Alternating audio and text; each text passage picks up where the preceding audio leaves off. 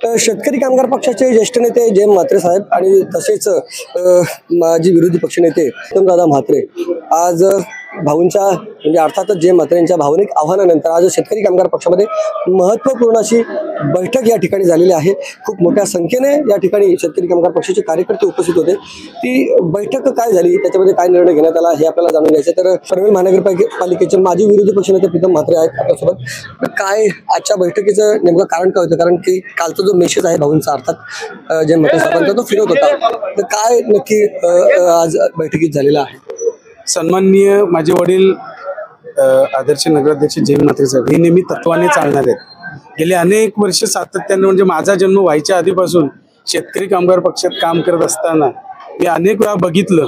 मग त्यांचा दिबा पाटील साहेबांसोबत लढ्यात भाग असेल, आमदार विवेक पाटील साहेबांसोबत नेहमी सहवास असेल, नंतरच्या पुढच्या याच्या काळात आमदार बाळाराम पाटील साहेब असतील, काशीनाथ पाटील साहेब असतील आणि पक्षाचे सर्व नेते असतील, जैन भाई असतील, ही सगळी मंडळी, नारायण शेठ असतील, यांच्यासोबत काम करताना मी बघितलं।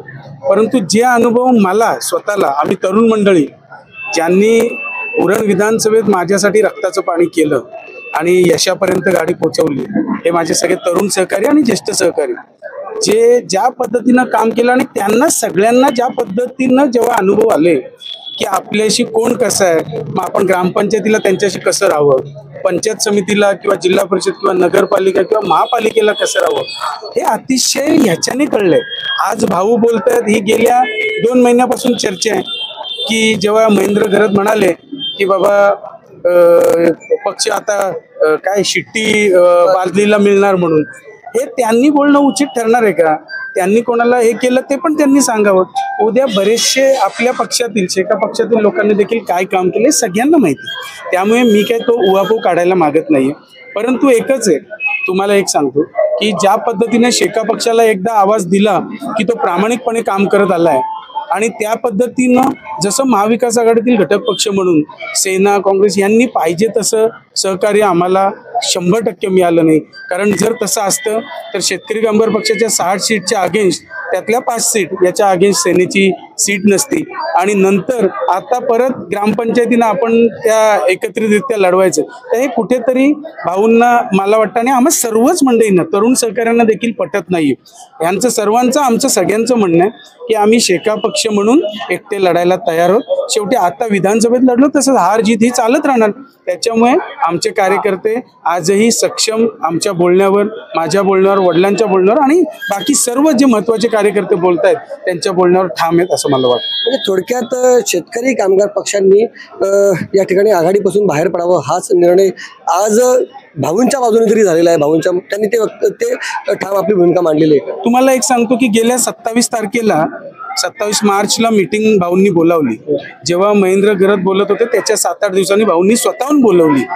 आज पुन्हा त्याच्यावर एक जवळजवळ 33-34 दिवस गेले, त्याच्यावर उत्तर नाही, म्हणजे मीटिंग 2-3 झाल्या परंतु परत त्याच्यात महाविकास आघाडीतच राहणं हे जर भाऊंना उत्तर मिळालं आणि मग भाऊंचं म्हणणं की मी जे बोलतोय का बोलतोय हे जर सांगत नसतील तर मग तिथे काम करणं योग्य राहणार नाही। त्यामुळे भाऊंनी आज सांगितलं की मी पक्षातच आहे परंतु मी महाविकास आघाडीमध्ये काम करण्याची माझी इच्छा नाही, हे भाऊंनी ठाम सांगितलं। आणि आजची मीटिंग पण काल संध्याकाळी भाऊंनी 4 वाजता स्वतः मेसेज टाकले, म्हणजे भाऊंनी मेसेज टाईप करायला लावलं भाऊंच्या पीएला आणि सांगितलं आणि मग इथे आमचे मोकल आहेत त्यांच्या थ्रू मेसेज सगळ्यांना टाकलं।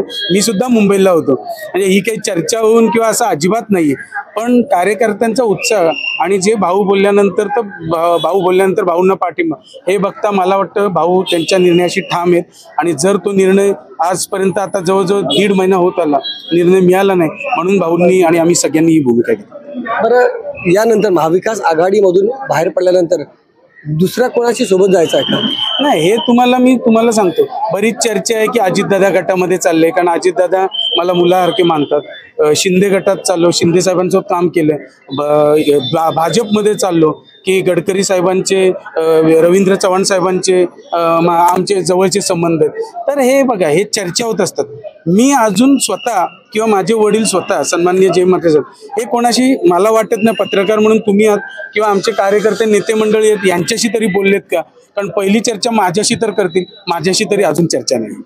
थोडक्यात या ठिकाणी जयंत म्हात्रे साहेब असतील किंवा त्यांचे सुपुत्र प्रीतम म्हात्रे असतील किंवा संपूर्ण सहकारी यांनी शेतकरी कामगार पक्षाने महाविकास आघाडीतून बाहेर पडावं असा निर्णय घेतलेला आहे. आजच्या घटीला ही जी बैठक झाली त्याच्यामध्ये त्यांनी ठाम मत मांडलेलं आहे की आपण शेतकरी कामगार पक्ष म्हणून स्वतंत्र राहिलो तरी चालेल, परंतु महाविकास आघाडीमध्ये नसावं असं झालेलं आहे. त्याच्यानंतर ते कुठे महाविकास आघाडी शेतकरी कामगार पक्ष स्वतंत्र राहून कोणासोबत जाईल का, ते कोणासोबत जातील का, या खूप जडजडच्या चर्चा आहेत. हे नंतरच पाहणं योग्य होईल.